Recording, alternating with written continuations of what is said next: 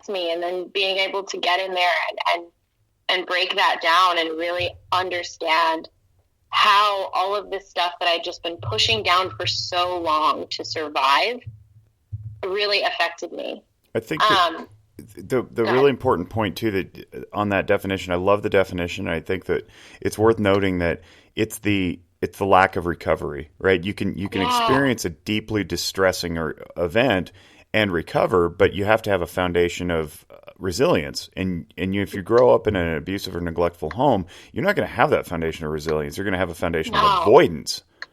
Yes, avoidance. That's such a big one. And I was queen of avoidance, like whether that be falling into men, whether that be falling into, a sexual abusive pattern, or for me, I've had most of the types of trauma that you can imagine. It's been there in my life. And then also all of the types of avoidance, right. Whether that be sex or alcohol or drugs or literally you name it, my body's like, we're doing it. We're going to avoid. And something that I never realized that I was doing, what I had always told myself was I was just a bad person. Yeah. I was just a bad person. I was a damaged person. I was out of control. I was crazy. And I used that narrative my whole life. I'm crazy. I'm wild. I'm fucked up, and I almost leaned into it because I couldn't help it. And I kept repeating these same patterns and I couldn't get in front of it. And I just never understood why. And coming into, how the brain works, this was what really got me. We talk about the repeated patterns that we have, and it's I kept telling myself this narrative and this story, and I couldn't, no matter how hard I try, I always came back to it. I always fell and I always fucked up. And when I learned about how the brain functioned and what fight, flight, or freeze was, I was like, no wonder. Yeah. No wonder. For me, so we talk about, this, but just the way I break it down for people and the way I can break it down for myself is having those two parts of the brain, right? You have two parts of your brain. You have your cortex and your brainstem, which for our purposes is the logic and limbic. You know this, but the intelligent brain and the primal brain, right? Mm-hmm. And I didn't know that your intelligent brain is where you house all of your decision making, right? All of your what we're gonna wear, what we're gonna eat, who we're going to sleep with, what kind of car we're going to drive, what we're going to do that day. Logic, reason, rationality. Yep. Yeah.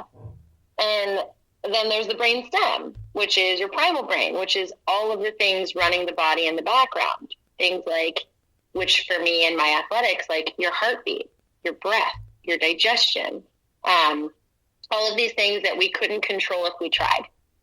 If I eat my sandwich and I'm okay, body, don't digest that for another 4 hours. It's not going to do that. It's going to do it anyway. It's it's the things that your body is going to control first. And where your primal brain houses your body's fear response system and your body's stress response system. And it also houses your fight, flight, or freeze response. And I never realized, I think it's really interesting that when you experience something distressing, your primal brain responds first. It responds before your cognitive function.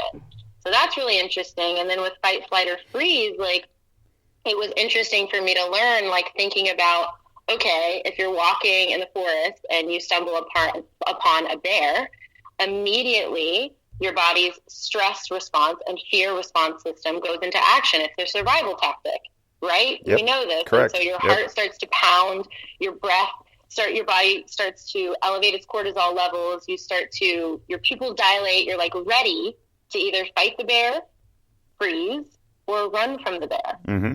And that's something you can't control. Your body takes over first. And then if you apply it to our life, the most things that happen, it's okay, what if that bear is your dad?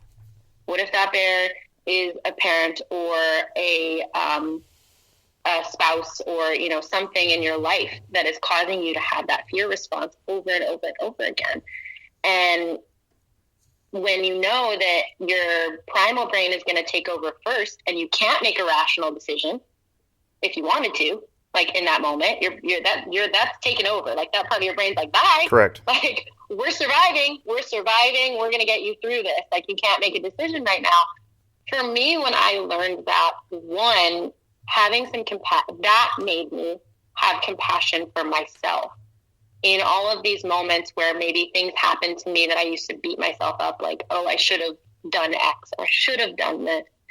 And then two, these repeated patterns when I'm like in situations that may re-trigger that, where I immediately binge drink or I go, it's just your body's way of protecting you. Mm-hmm. Even though it's not the greatest, it's just trying to save your life because it thinks it's in that same spot.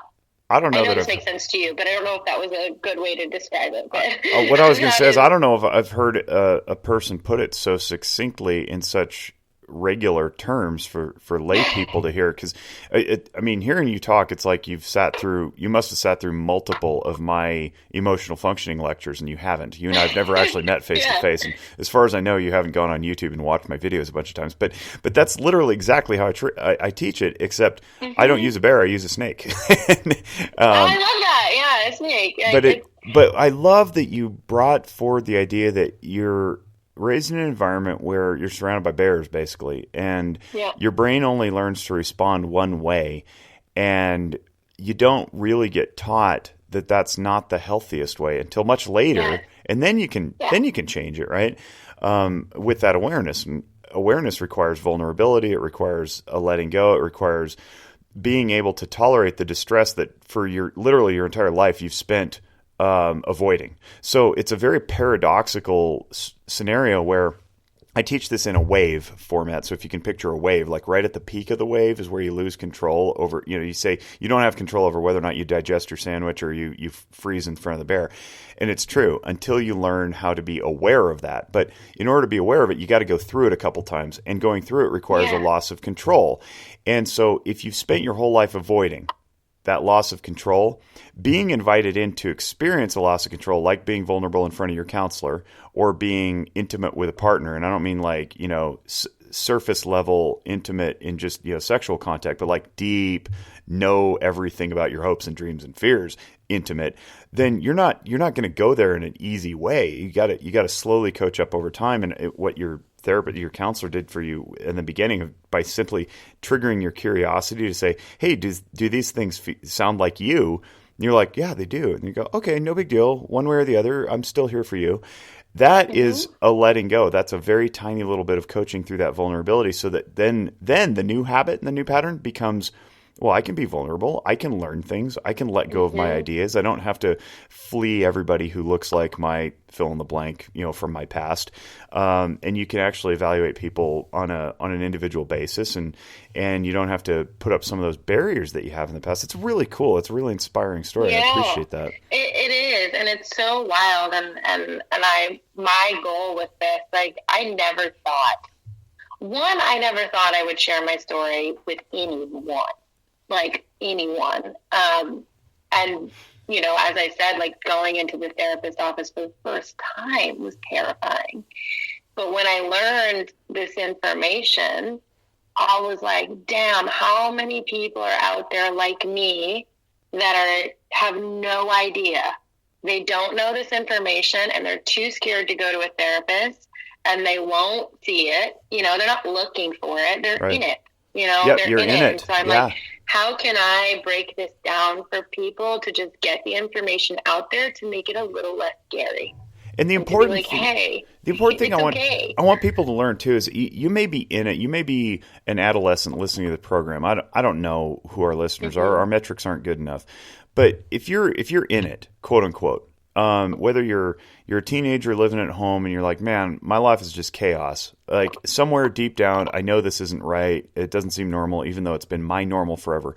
Or maybe you're in adulthood and you look back on your life, you go, man, people have told me this forever. And now that I'm an adult, I got a little bit better comparisons against what other people, what their lives look like. And it doesn't matter wherever you are. If you're hearing this and you're in it, know that it's okay to go, hey, my life isn't what I want. there is another option. There are many, many other options. And simultaneously, we don't have to do this in judgment. We're not sitting here judging your parents. Like, they only did what they knew too. So we're not going to judge you. You had compassion for yourself. You said that before. We're not going to judge you for, doing all the drugs and dancing and all the things that you were undesirable, smoking cigarettes and, like all those things you wouldn't choose in a healthy mindset. We're not going to judge you for that. And we're not going to judge people for being neglectful to their kids. Now, there are penalties to that, and society definitely will mete them out.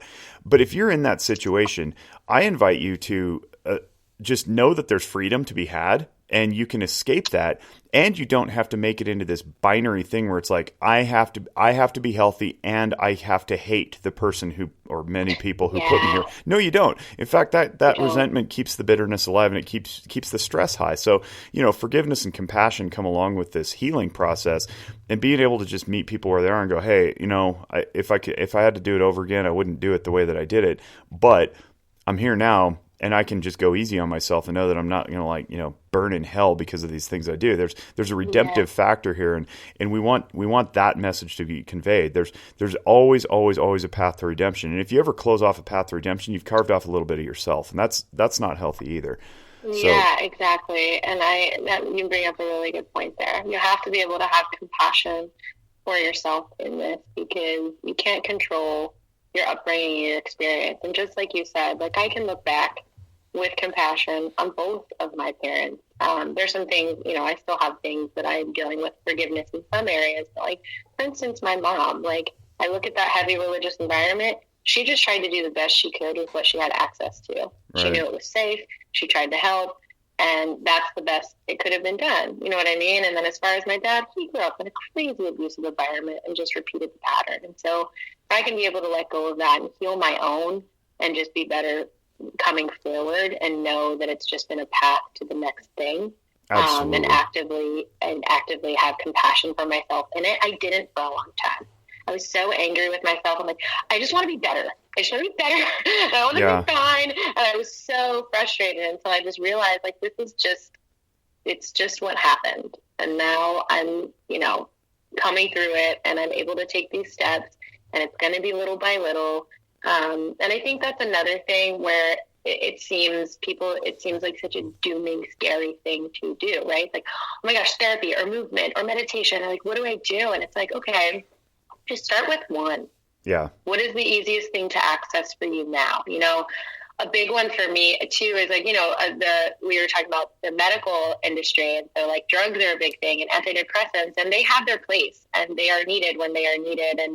But I want people to realize there is more to it. You can do physical movement. We know helps with these issues. We know that meditation and breath work helps calm the nervous system down and bring you back to a recovered and steady state. We know that cognitive behavioral therapy and many different other types of therapy, EMDR, et cetera, help with heal these things instead of just covering up the pain.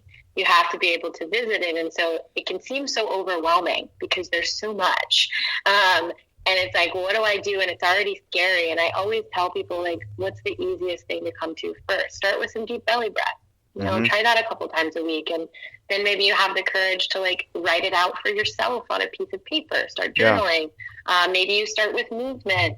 Whatever the starting point is, that small step will carry the momentum for other steps. And even dietary change, instead of reaching for fat-laden snacks at the end of the evening that are unhealthy for your metabolism and your heart, and does kind of make you feel groggy, reach for an apple. Little tiny change. They don't have to be, all right, immerse yourself in psychotherapy 5 days a week.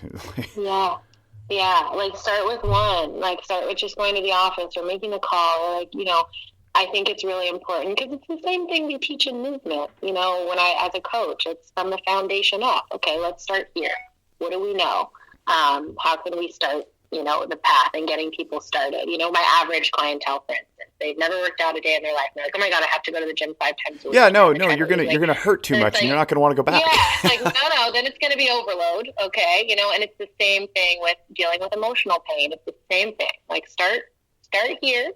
Get that consistent, okay, and then add the next thing, and then add the next thing, and take your time with it, because whatever it may be that you experience is going to take time to unwind and unpack and heal from.